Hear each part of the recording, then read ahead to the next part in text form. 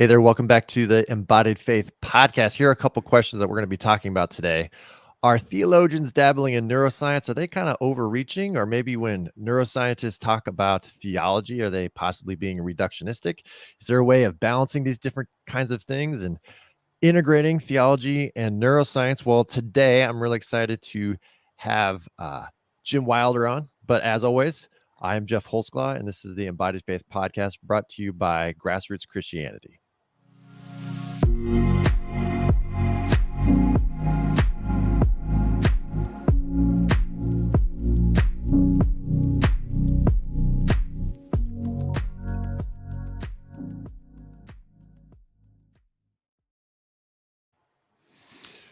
So today we're talking about what is a neurotheologian and a lot of other questions. Jim Wilder is a clinical psychologist and neurotheologian based out of the Life Model Works group or movement or organization. He is author of many books, recently Renovated, God, Dallas Willard, and the Church That Transforms. And he also co-authored the other half of the church, Christian Community, Brain Science, and Overcoming Spiritual Stagnation. Jim, thanks so much for jumping on again. Oh, there we go. All right. We're both here now. Yeah, we're both here. Thanks so much for coming on today. And like we were talking about just before we hit record, I have, some people that I'm talking about. I host this podcast. People love the work you're doing and others at Life Model. And you call yourself a neurotheologian. Some people ask me what that means. And I was like, well, why don't I ask him? So we have some questions. I gave you a bunch of questions beforehand, but let's kind of start at the highest level. Without being too academic, we want to keep this very church-based. But neuroscience is a really broad field. And it means different things to different people. So before we get to what is a neurotheologian, what is this neuroscience or neurology, or what are you specifically kind of working in and around? Like, what's your school or movement or influences? Right. Well, the thing about the brain is it operates at different speeds. And so we often refer to that as communication or something of that nature. And so the neuroscience that I'm interested in is roughly covers 4 operating speeds. One is the extremely fast speed, which is faster than consciousness, and it creates our identity. So basically, I'm really interested in identity and what forms it. Then there's the slower speed we call conscious thought. That's where most people stay. This is the cognitive kind of neuroscience. And that's interesting to me, but not so much, because not the majority of things that shape character don't happen at that speed.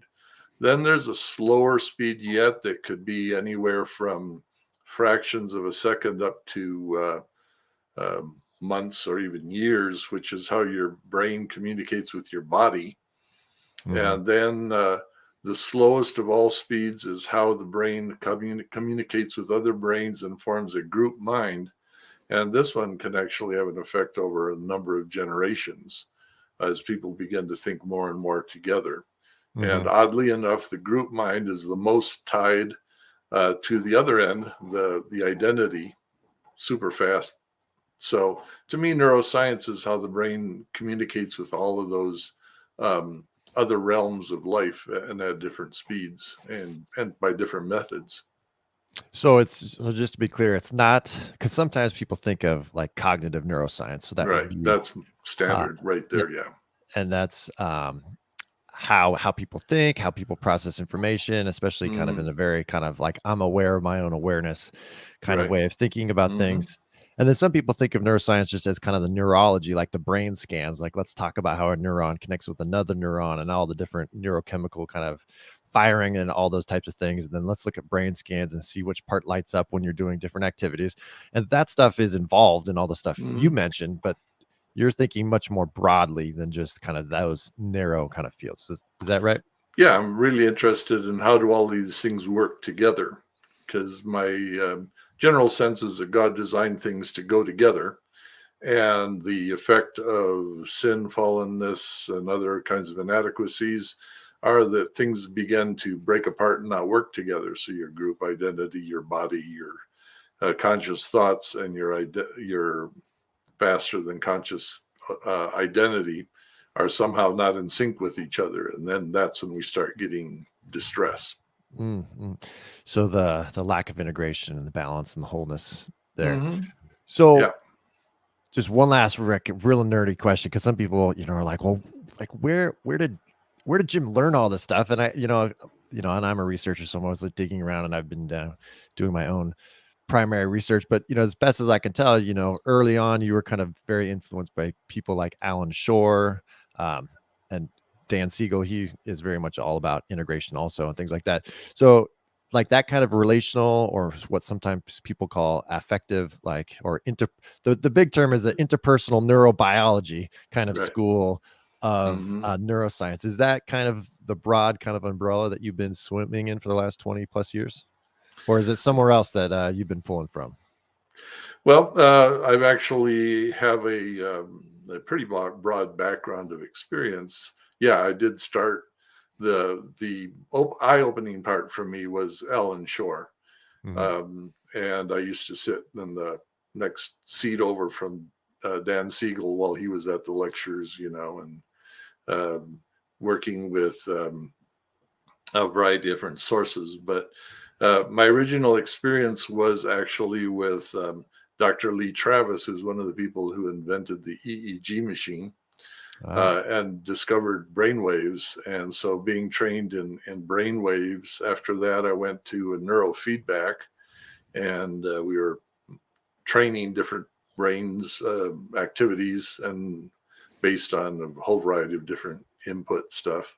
Then I went to the VA hospital where I was trained in the Luria method of neurological evaluation, and then combined that with the EEG feedback.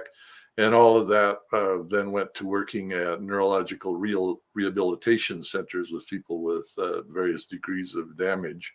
At that point, we were like human brain scan machines, because the brain scan hadn't been developed yet. And so we would test people and find out where did the neurosurgeons have to do their work, and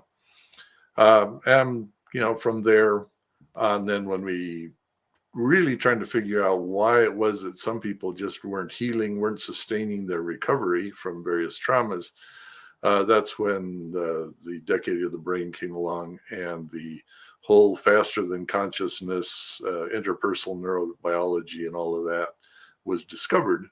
And so we added that to the picture of what was going on. So about 40 years back, I also decided that if I was going to think of some things that most people didn't, I was going to have to stop watching media and reading magazines. And so I've devoted my time since then to a huge amount of reading of various authors and people like that. So yeah, it's been an interest of mine ever since I'd say really probably about age 12, reading everything I can get my hands on. Oh, wow. Well, that's super. I mean, I didn't even know some of that background. So you've been hands-on in the field from the very beginning. So that was what, in the 90s, or Well, you actually started in the late 70s. okay. Yeah. So yeah, so that's great. So thank you for that. I know, because sometimes you write, you popularize ideas, which is super helpful. But some people are like, well, he's just making stuff up. And I was like, no, he's not. But it's so great to hear that you've been working in the field, hands-on, as well as reading and working with all those people. So okay, so that's the first half of the neurotheologian side. So now if we put that together, I know this is like a calling for you to minister in the church in this way. So what does that mean, the neologian, that word, what does that word mean for you? Yeah, well, I've been doing this for a long time before I ever heard the word neurotheologian. And basically that traces back to the year 400 with the Bishop Nemesius of Emesa, who wrote the first book on it, which stood for about 1,000 years as the textbook for Christians on how does the Christian life get embodied in the human body. And so what you're looking at. I kind of think of it as that interface between the software and the hardware. So the human body is the hardware, and then the instructions of how we're supposed to use it are the theology. And so it seems to me logical that if God's trying to optimize the way we live, that it would also be optimizing the way the brain and body he designed it to go with are going to function. So I keep looking for those overlapping points of light. If the Bible says something and neuroscience says the same thing, it particularly attracts my interest. Like, okay, here we go. We're getting a match. Yeah. Well, what are some of those overlapping lights, as you said? What have you found as you've been doing this? Well, the first one really came out of Alan Shore when he said the brain develops in response to joy, and joy means someone is glad to be with you. Right at that point, I remember hearing the lecture, and I thought, I wonder if the Bible has anything to say about joy. Having been a Christian for over 40 years at that point, I hadn't remember anyone really talking about it. But then when I went back and looked at Scripture, every time God mentions the Holy Spirit or the rewards for people that are following God, it's always joy and peace.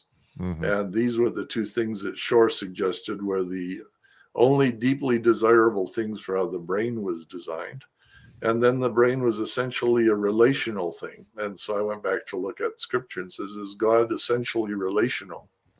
I find a match at those levels, and then the interesting part of the brain that contains our identity is the neurological equivalent of three faces looking at each other.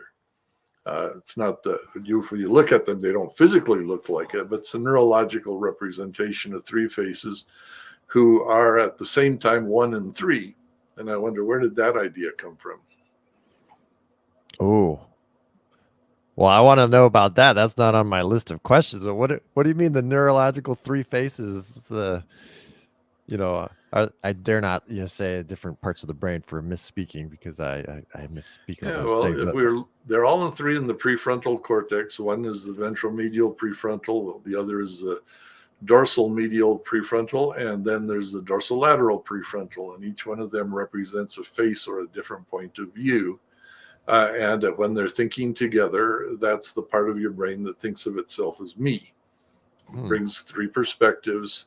And if you're basically trained by three people who get along well, who have a love bond with each other, a joyful attachment, these perspectives work together like one. And if you're basically modeled over families that fight with each other all the time, these three perspectives don't get along, and one becomes a critical voice in your head that's always telling you what's wrong with you and looking at you from the outside and going, oh, I don't like you. And, it breaks apart. But, that's what happens if you add the devil in as one of the trinity, it just isn't going to run right spiritually. So I see some parallels there in design. Oh, wow. So really quick, what are the three different perspectives? There's three different brain areas. Do they add a unique perspective, or are they just kind of working together? Or? Yeah, well, they're very closely aligned with what would happen if you have a loving mother and father. So one is me. The second is someone who loves me and shares my reality with me, which would normally be copied off of your mother. And then the third one is a outside perspective of someone watching those two with delight, hopefully. Like, I really encourage this relationship. And then the switching between the mother and the father, let's call them those two, would be from an internal perspective, what do I feel inside? And the external perspective, how does this affect the people around me? And we can do all three of those perspectives at the same time, but we can't do four. Got it. All right. Well, I'm taking notes for a whole different podcast about all that because, I've read a lot of your stuff and I haven't even heard about that. So now I'm just really interested. So, okay. So basically you're now kind of showing what a like a neurotheologian is Gets doing, right? interested Yeah, in, yeah. you're bringing these kind of different things together. What do you have a sense of like what and maybe you just said this, but what the overall like task or goal of a neurotheologian? And Yeah. I want to make that I kind of want to see like the specific, like what are you hoping for, especially as I suppose you could say as a Christian neurotheologian or something like that. Mm-hmm. Well, the uh, thing that we're trying to do is, in a sense, compensate for culture. The Bible has been translated into culture across the years, and so depending on which century it was translated into and what language, the translators had to pick up something that made sense to that culture for a translation. And it's a little bit like, did you ever try to follow the instructions that have been translated right out of Chinese or Japanese as to how to put something together? Yeah, there's Yeah, gaps and a little kind of right. awkward and Like, yeah. Mm-hmm. So when the big debate in theology was over beliefs, the words in the Bible were translated in abstract ideas. They're often body words, like compassion means your stomach is moved, your intestines are responding, which would work very nicely with the vagus nerve. mm-hmm. But the idea of compassion becomes very abstract. And so when we wonder what are they talking about in neurological terms, we're talking about how your body responds to somebody else's distress, Mm-hmm. and that gets lost in the meaning. So one of the things that happens is we try to change character. We try to explain the gospel according to our beliefs. This is one of the current problems, instead of really the way the brain learns things. Mm. So, the easiest way to say the brain is changed much more by who we love than what we think or believe consciously. And so we've been trying to get changes that just don't work. So you go back and go, is that in the Bible? If you look at the original languages, was God talking about something that's compatible with how the brain works or not? And often it clarifies what a passage is talking about. So, the meaning is there, but the emphasis has been shifted often in translations because the people doing the translation had no idea really about how to apply this to how we actually learn or interact with others. It doesn't change the meaning of the theology, but it does shift how do we actually put it into practice quite often. So is discipleship a matter of teaching people all the right ideas and getting them memorize scripture, or is it a process by which we get to know who God is and practice that kind of character with other people? Well, both are true, right? Mm-hmm. Yeah. But the emphasis has been shifted, and neurotheology shifts it back in a different direction without contradicting what the truths are that we've already learned.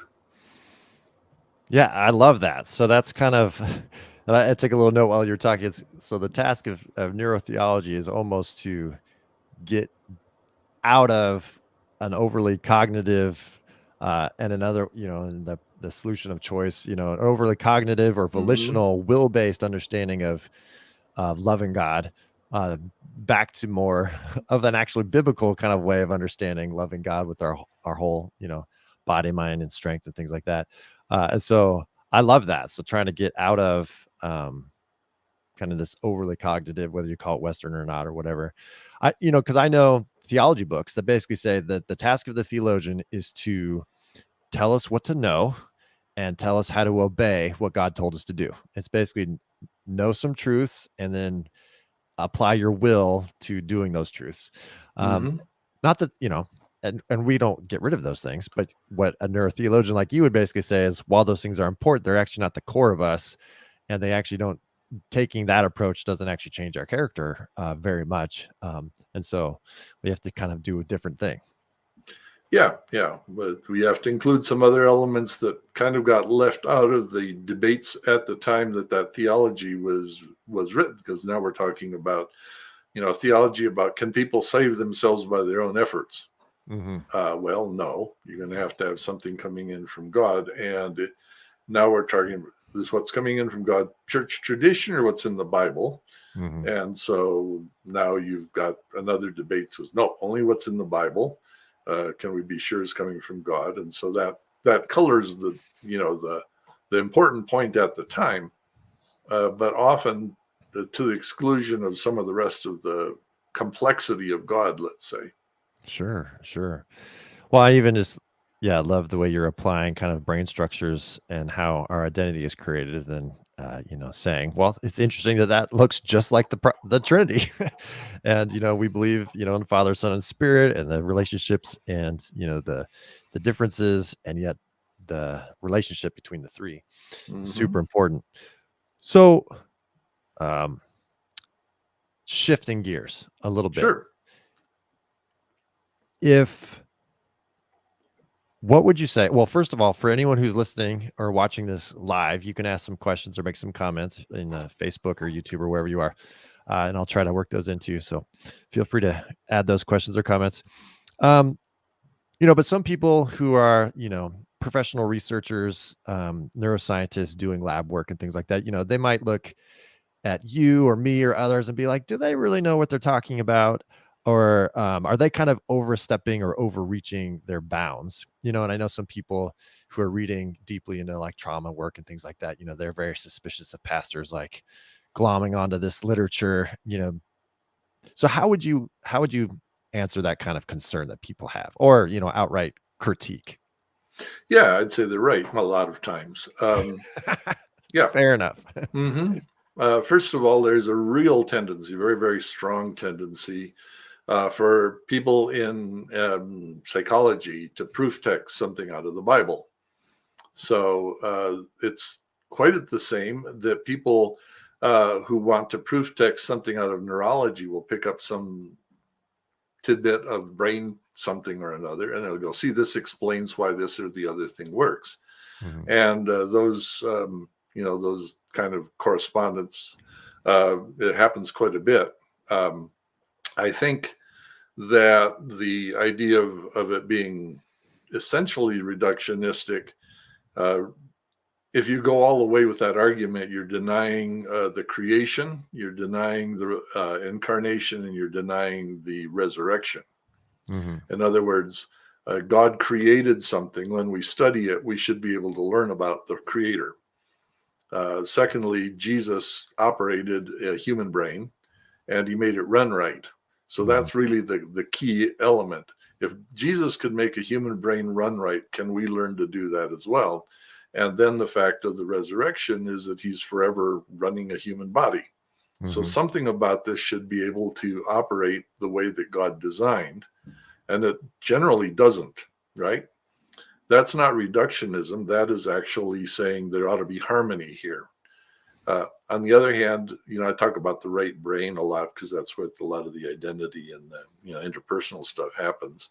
And I have people forever trying to say, oh, what the Bible calls the heart is the same as the right brain.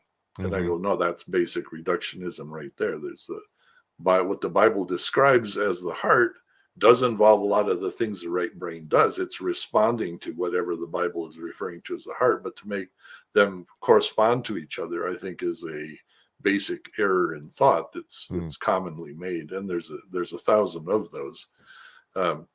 But to say the brain is involved is not reductionistic at all, unless it's the only factor. And of course, about 120 years ago, that was the time when science got pulled away from theology.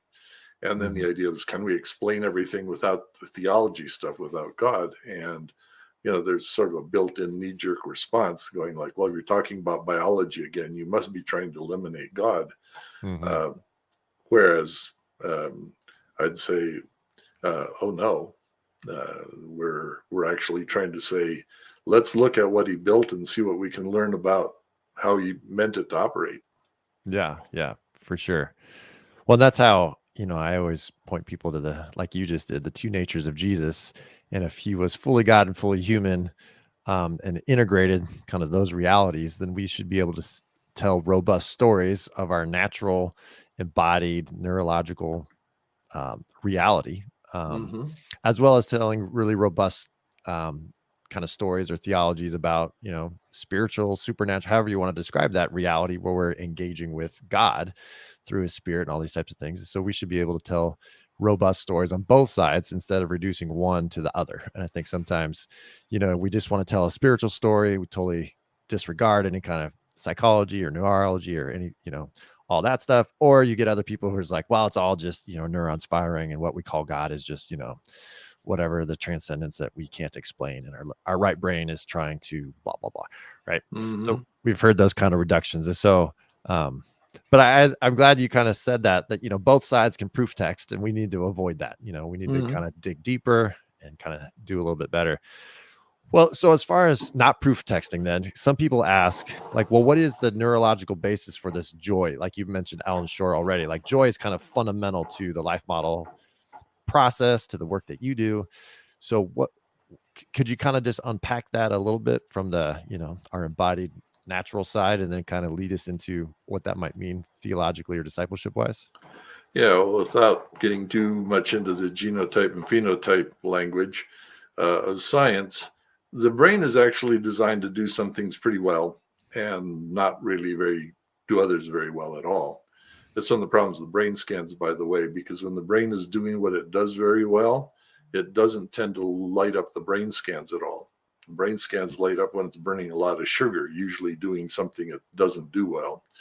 And so one of the problems is the things the brain does well don't show up much in brain studies. But one of the things it does well from birth on is it looks for faces, human faces. They pick out a human face from others. When it looks at human faces, it wants to see the left side of the face. So it looks at the left side of the face, it wants to look at the left eye. And what it responds to is any indication in the left side of the face, the left eye, that I'm looking at you and that I'm happy about it. This reaction of looking at you with delight, the spiritual word for it, the Bible word for it would be grace. The delight in seeing you, the wanting to be with you, is what creates the biological sense of joy. So now the question is, did God design the brain to respond to what God meant when he said joy, or is what God talks about as joy something that the brain can't recognize? And that's the basic theological question. So some people from very spiritual traditions say, no, joy, when God talks about it, has nothing to do with relationship whatsoever. It's just some spiritual transcendent state of euphoria that you enter into with no connection to anybody. But the brain doesn't know much about that unless you just flooded it with rare chemicals of some kind. Then neurotheology says, well, if God created the brain to respond to someone being glad to be with me, then passages like, may the Lord make his face shine upon you, which is basically smile at you in Hebrew, and be gracious to you, let you know that you're special, and give you peace, is exactly what the brain is designed to respond to. And Alan Shore has proven pretty unequivocally that this is what stimulates the growth of the brain. About a third of the brain grows in response to that. It's what gives the brain its strength to deal with problems, and it's what creates the identity. So if the basic structures that grow a brain are around joy, then if you say that's what God meant, that's why it made it very important to the life model. This is what makes the basic structure that makes me grow and form attachments and otherwise become a relational, functional human being. Without that, the brain becomes rather disorganized and upset for a lifetime. So it's the fundamental principle around brain growth, and therefore we take it to be important. Yeah. All those findings about the infant child being the original facial recognition software built in from moments almost moments after birth, Right. the studies that cross-culturally, mothers will hold babies in their left arms so that the child's left face is positioned right to be looking at the mother's left face, Mm-hmm. which connects right brain to right brain, and how that is it. It's not just a right-handed, left-handed thing. Even left-handed mothers will still carry Same thing. children in their left hand, and so there's this kind of right brain to right brain, left face to left face, as you were saying, all these different connections, Mm-hmm. and how that's so important into the development of the child. So that's why you make joy essential. But then I've heard people say, well, if joy is so essential, the trouble is when you're dealing with traumatized people, their capacity for joy is basically zero. And so how are we helping them by emphasizing joy, which is an activity that they can't currently do or receive or engage in? What would you say to that concern? I would say the question is wrong because they haven't understood joy. And I'll give you an example.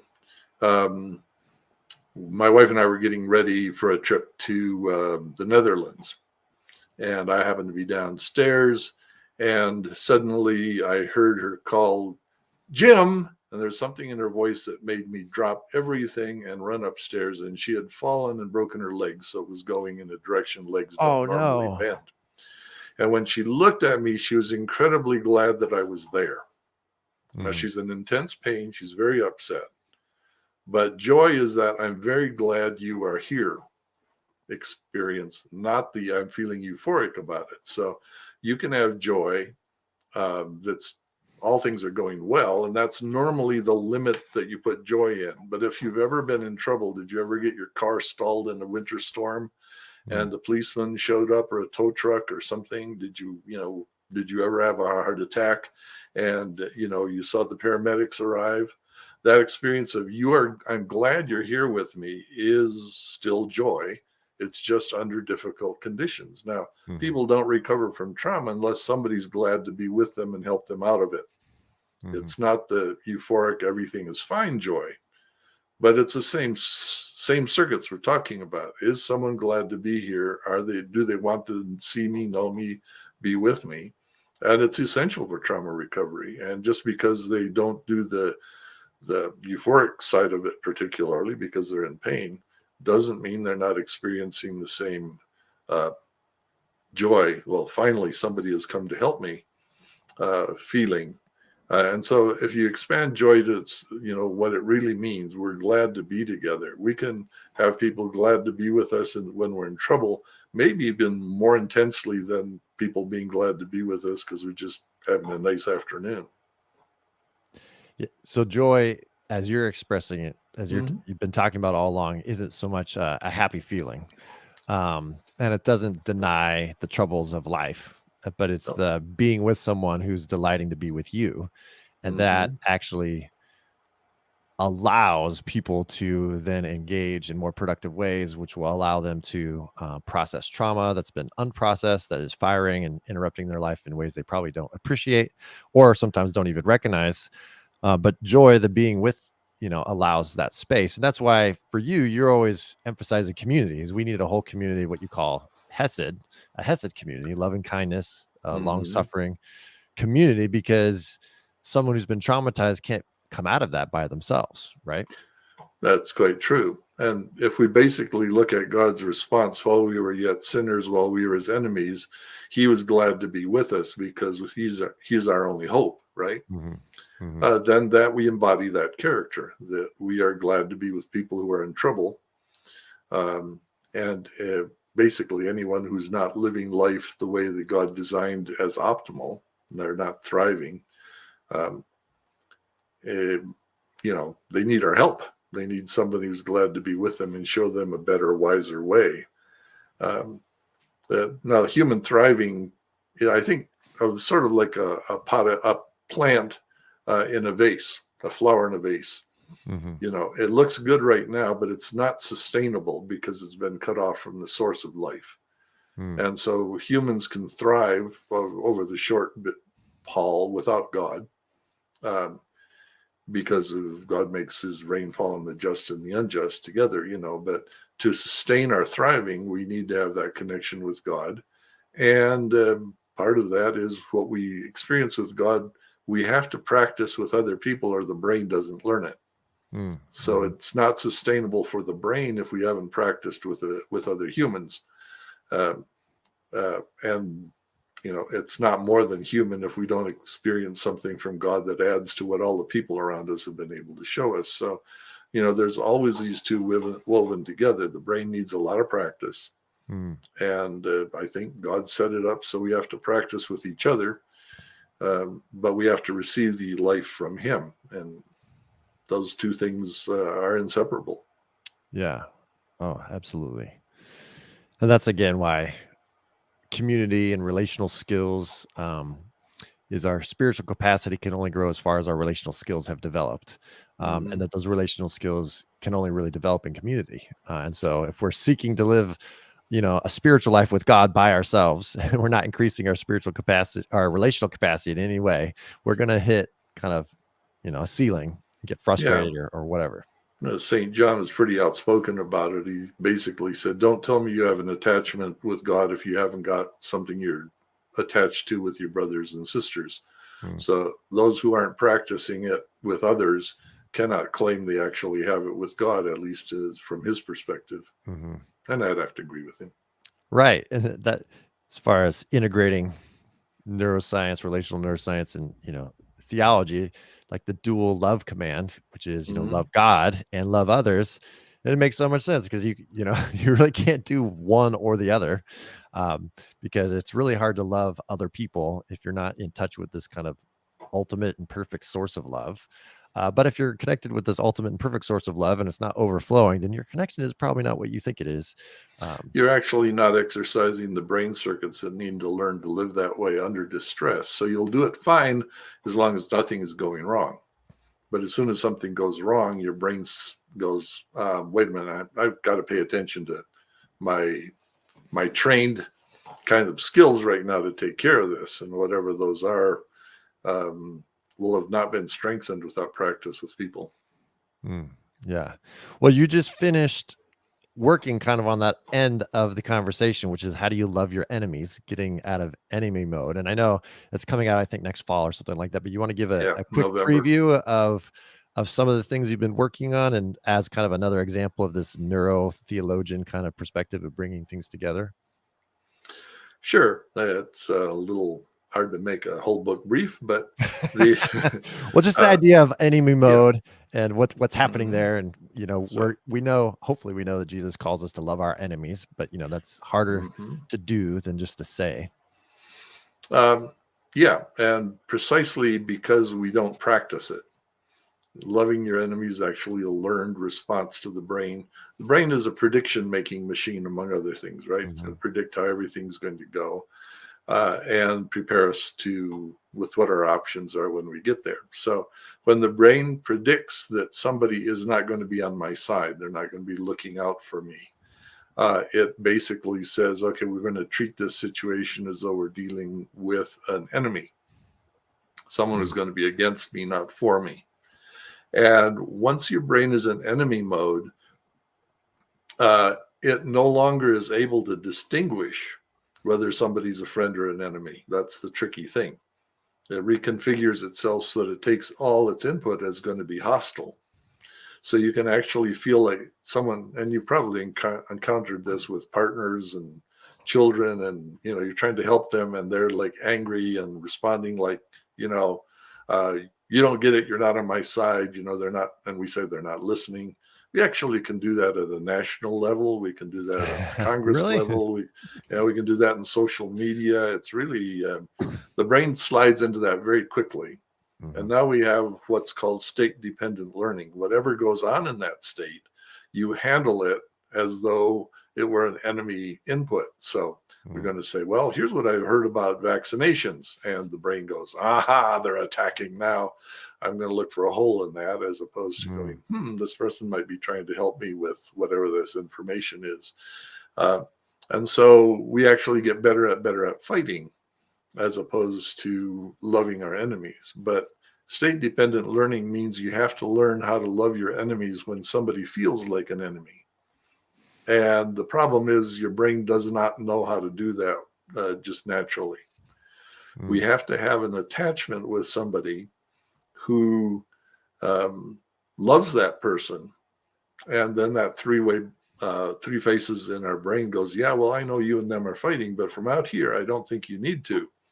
And that perspective can either be another human who loves that person, or it could be God, God's perspective. And then we go, okay, well, let me see it from your perspective. How do you see that person? And well, I care about them, and I'm looking out for their interest. And our brain goes, really? Now? Well, I'm mad at them. Oh yeah, even now. And so that we learn that again in community. And we've basically identified three forms that it gets expressed depending on where the process gets stuck in the brain. The first is simple enemy mode. I just look at you and go like, yeah, I'm not going to engage with you. No energy. Second is I get stupid and say and do things that I regret later, high energy. And the third is sort of predatory, like, okay, you're my enemy and I'm going to think about this and figure out how to take you out and make this a win for me. So all three ways, they get stuck at different parts in the brain processing pathway, but it's basically enemy mode. And as Christians, we're to learn God's perspective about people who were once our enemies and who he loves by learning how to love our enemies at the very moment when they feel that way. I think that's why the persecuted church has always showed better signs of Christian maturity than the unpersecuted church, because they understand that what we're tasked with right here is learning how to love these people who are not on our side, and help them to see that God is still on their side. And that practice is rather good for the soul and rather hard to engage intentionally. Yeah, well, that was, I think, very profound to say that the persecuted church is more mature and often grows because it is has to grapple with, loving their enemies in a way that a non-persecuted church then doesn't have to. I think that's really profound. Well, thank you for that, because as an example, it's the commandment that Jesus gives to us, to love our enemies isn't something you find in the natural world. Like, it's not an evolutionary imperative. And so you're bringing this theological, imperative that we receive from Jesus is, from the loving God, but you're running that through the neuroscience of enemy modes, of state learning, and these types of things to try to show how can we do what Jesus told us to do better, given what we've now learned about the brain and relationships. And so I think that's just a great example of what a neurotheologian is doing. So for people who are wondering, well, what are they doing? Well, that's what they're doing. So thank you for that. Yeah. And when you look at the brain, you realize that when you get to the point of beliefs, you're way too far in the brain process to reverse the enemy mode. You have to start with an attachment, which is early enough in the sequence to get you out of it. And so that, makes sense of a lot of biblical teaching, and why a lot of our current waiting till I can fake it till we make it, doesn't really work very well when it comes to loving enemies. That's so good. Well, thank you so much for your time, and thank you for kind of letting me pelt you with all these questions. And thanks again for all your work and for, I guess, giving up media and other things so that you could just read and produce and work on these different things. I know myself and a bunch of others really appreciate it. I got a bunch of, social media kind of texts and messages that they were glad I was having you on to ask all these questions. So thank you for your work. Yeah, and I appreciate your being at the interface with the social media, because the thing with staying out of culture for 40 years to learn the neuroscience is that you lose track of where culture was. And so, I still have a great trouble trying to run a cell phone, that kind of thing. So I'm glad you could do these kind of interviews. Well, I love doing it. Thank you so much. And we'll have you on again sometime soon. Yeah, hopefully after November, we'll have a new book. Well, usually I ask people to introduce where they are on social media, but since you don't do that, but you can be found at Life Model Works, and that's kind of the .org, yes. is it lifemodel.org or lifemodelworks.org? Lifemodelworks.org. Yeah. Lifemodelworks.org. That's pretty much where you'll find all things Jim Wilder and the different things that he's up to. He has a leadership collective. You're launching another one in next fall. Yeah, we try to keep them starting regularly. And that's a year-long kind of process. You meet every other week with Jim and Ray and Michael Sullivan, I believe. And so that's one way to kind of jump in. There's also other trainings that you can find about all this stuff on lifemodelworks.com. As always, thank you for correcting me. Lifemodelworks.org. Thank you. Yep. So please, this is, again, the Embodied Faith Podcast. You can rate and review us on iTunes. You can listen to us on Spotify, also on YouTube, on my channel, Jeffrey Holsclaw. Please share this around, and we'll talk again soon. Thank you so much, Jim. All right. Blessings.